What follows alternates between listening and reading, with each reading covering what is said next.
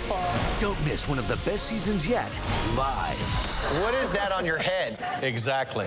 The Voice, live, Monday and Tuesday on NBC. We do a lot of talking in this business, and that's what I do for a living every night. But listening is as, if not more, important, that we understand how these stories are impacting people's lives on a very personal level. It's the Ram Spring Clearance Event, so long live the trucks with load-leveling rear air suspension. And the proven capability of a Cummins turbo diesel engine. They have the strength to lift an entire community. The Ram Spring Clearance Event is the only place to get America's longest-lasting pickups. Now get an average $12,549 in total values on the 2017 Ram 1500 Bighorn Crew Cab. D.C. Mayor Muriel Bowser wants to lease apartment buildings across the district to house homeless families. It's called Bridge Housing, and the city says it's a safer alternative for children. News 4's Megan Fitzgerald talks to a family who says this program has changed their lives. Ups and downs, but good. Melinda Harris Bryant and her husband Ezra have been married for more than a decade, but 2012 was one of their lowest points. What happened was we had a gas fire, and they asked us to leave.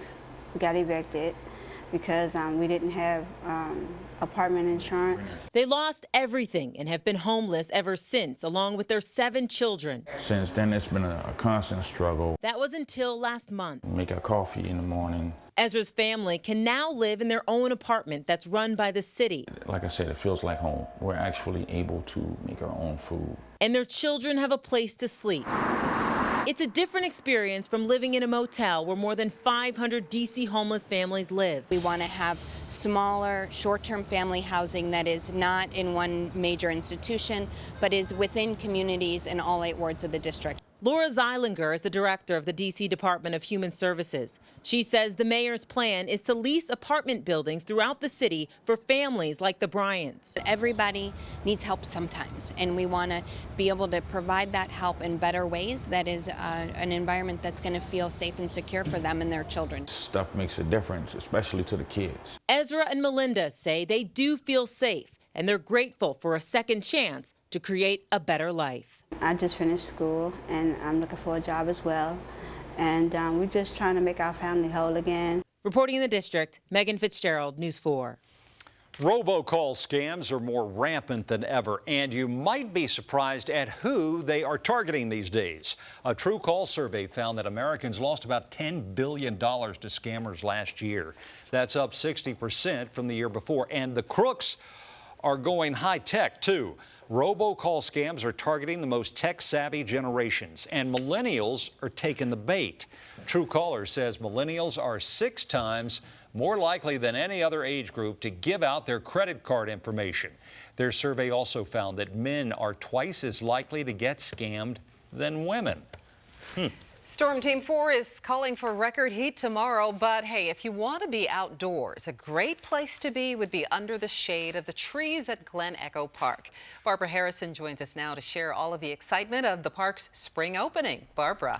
Well, we were out at the park checking things out, and it couldn't look better. This will be the first year the jewel of the park, the beautiful carousel, will get the honor that it so deserves. After 97 years, the National Park Service is changing the name of the opening day from Family Day to Carousel Day, and that happens tomorrow. Sounds of the season, the clank of the giant doors opening, letting the unmistakable signs of spring outside in. And inside is where these onlookers want to be. Opening day can't come soon enough for them.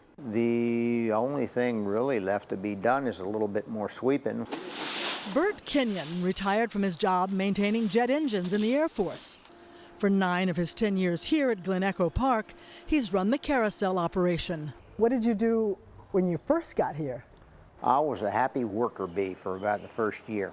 Not to say that he's not happy now, taking care of every little detail of maintaining and running the carousel, with its menagerie of hand-painted circus animals and endangered species, were it not for the loving care and maintenance there.